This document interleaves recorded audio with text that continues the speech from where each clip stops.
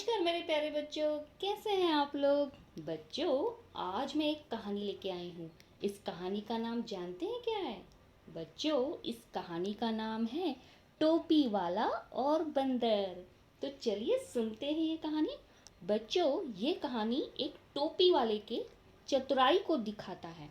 वो किस तरह से अपनी टोपी बंदरों से वापस लेता है। तो चलिए कहानी को देख लेते हैं। वो इस तरह से है। बच्चों, टोपी वाला और बंदर इस कहानी में क्या होता है? एक व्यापारी था।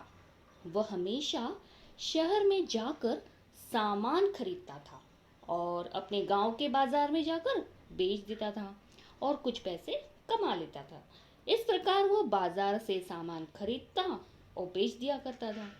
इससे उसको फायदा होता और वो बहुत खुश होता। एक दिन क्या हुआ जानते हैं? एक दिन वो सामान खरीदने के लिए शहर में गया था। उसने बहुत सी टोपियां खरीदी। रास्ते में चलते चलते वो बहुत थक गया। चलते चलते उसे अचानक एक घना वृक्ष दिखाई दिया। उसने सोचा क्यों न थोड़ा इस वृक्ष के नीचे विश्राम कर लिया जाए। यह सोचकर उसने अपना टोपियों से भरा थैला पेड़ के नीचे रख दिया और विश्राम करने लगा। अब विश्राम करते करते उसे नींद लग गई। वह गहरी नींद में सो गया। और जानते हैं बच्चों उसके आगे क्या हुआ? जब उसकी नींद टूटी तो उसने अपना टोपियों का थैला अपने पास न पाकर बहुत दुखी हुआ। फिर उसने देखा, क्या देखा है जानते हैं? उसने देखा कि उसकी सारी टोपियां उसी वृक्ष पर बैठे सारे बंदरों ने पहन रखी थी। यह देखकर उसे बड़ा क्रोध आया। उसने बंदरों से कहा, मेरी सारी टोपियां मुझे वापस कर दो। लेकिन बंदर कहाँ सुन रहे थे, परंतु बंदर उछल कूद करके टोपी वाले की सारी टोपियां यहाँ वहाँ फेंक कर खेल रहे थे। तब टोपी वाले ने बंदरों को पत्थर मारने, तब उसके बदले बंदर उसे पेड़ पर लगे फल तोड़कर फेंकने। टोपी वाला हाथ ऊपर कर चिल्लाता तो बंदर भी हाथ ऊपर कर लेते। टोपी वाला अंत में अपने हाथ अपने सर पर रख लेता तो बंदर भी उसकी नकल करने लगते। बंदर भी अपने सर पे हाथ रखने लगते।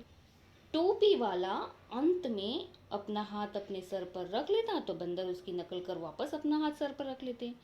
ये सब इसी तरह चलता रहा। टोपी वालों को कुछ बात समझ आई कि ये सारी बातें टोपी वाले को समझते देर न लगी। वो समझ गया कि बंदर उसकी नकल कर रहे थे। उसके बाद टोपी वाले ने उसी तरह से बंदर को अपने इशारों पर उस्काया। कैसे जानते हैं? अब टोपी वाला अपना सर खुजलाने लगा तो बंदर भी सारे सर खुजलाने लगे। टोपी वाला इधर उधर देखने लगा तो बंदर भी इधर उधर जाने लगे, देखने लगे। तब क्या हुआ जानते हैं? तब अंत में टोपी वाला अपनी टोपी सर से उतार कर नीचे फेंकने लगा तो बंदर भी ये देख अपनी टोपी, सभी बंदर जितने थे अपनी अपनी टोपियां भी निकाल कर जमीन पर फेंकने लगे। अब सारी टोपियां जमीन पर आ गई। व्यापारी ये सब देखकर बहुत खुश हुआ। उसने सारी टोपियां एक जगह जमा की और खुशी खुशी घर लौट गया। तो बच्चों बताइए, इससे आपने क्या सीखा इस कहानी से?